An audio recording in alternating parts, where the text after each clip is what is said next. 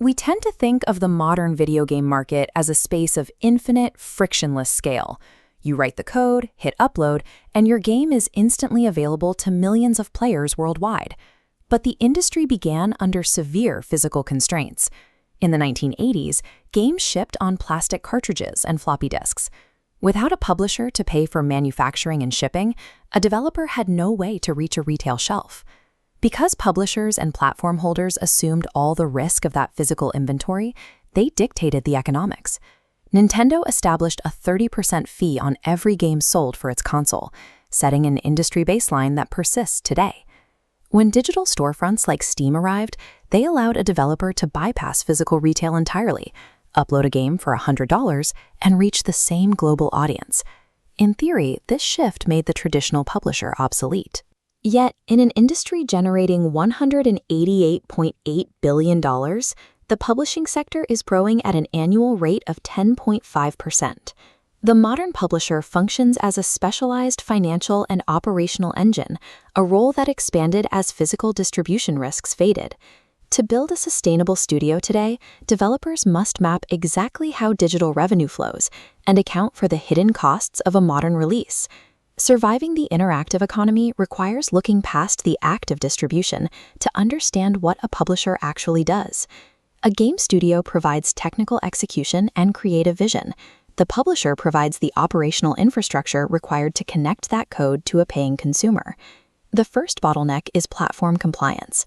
Sony, Microsoft, and Nintendo enforce strict technical requirements checklists.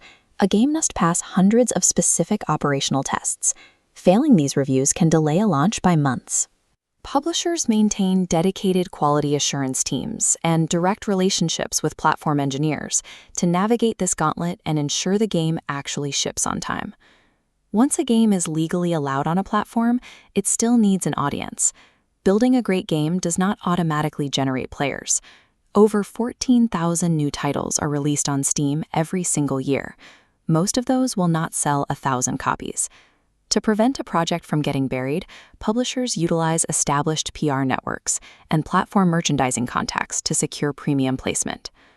Operational execution is the bridge required to turn a creative project into a viable commercial product. The era where a studio could ship a game and collect revenue on launch day is effectively over for the majority of the market. This chart shows the PC gaming market in 2024, which reached $37.3 billion in total revenue. 58% of that total, $24.4 billion, came entirely from microtransactions. In-game purchases have overtaken the premium model as the dominant source of revenue on PC. Publishers recognize that a player who makes small, continuous purchases over a period of years generates significantly more lifetime value than a single $60 transaction. Capturing that recurring revenue requires a specific infrastructure known as live operations.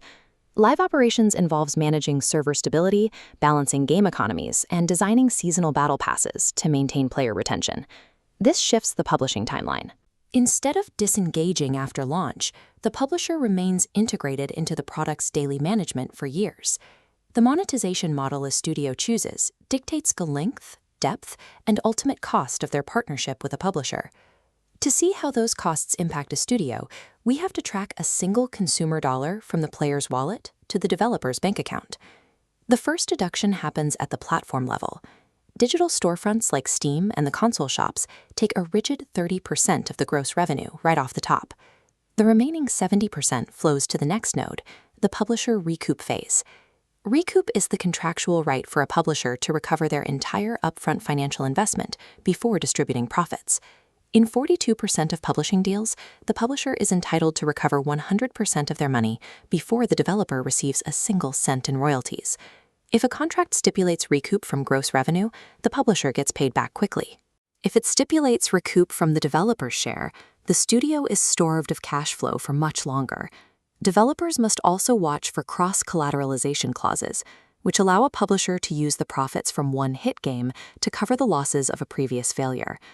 Only after the platform takes its cut and the publisher fully recovers its capital does the remaining fraction reach the developer.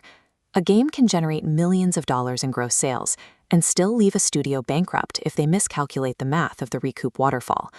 Because of these mechanics, publishing agreements vary. They exist on a spectrum that trades financial risk for creative control. A full publishing deal funds everything, but developers sacrifice IP control and take a minor cut. In co-publishing, both split costs for a 50-50 split and shared control. In bootstrapping, the studio self-funds, hiring a publisher strictly for marketing. The developer assumes the maximum financial risk, but retains total ownership of their IP and up to 80% of the revenue. Every negotiation forces a studio to weigh trading long-term equity against the short-term capital required for survival. Choosing a deal structure is a strict mathematical calculation based on a studio's capital runway and tolerance for risk. Modern publishing is a continuous balancing act, weighing upfront capital against platform compliance and long-term operations.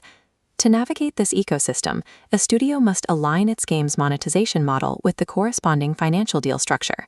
Studios with zero capital have to accept the heavy recoup terms of full publishing to simply exist and pay their staff. Studios with independent funding, however, should protect their IP and engage publishers only for targeted marketing services. When utilized correctly, publishers act as strategic force multipliers, providing the operational backbone required to keep a game alive in a saturated market. As the digital marketplace becomes more crowded and marketing costs continue to climb, the specialized infrastructure provided by publishers becomes increasingly necessary for commercial visibility. Creative brilliance alone cannot survive the interactive economy without an equally rigorous mastery of the publishing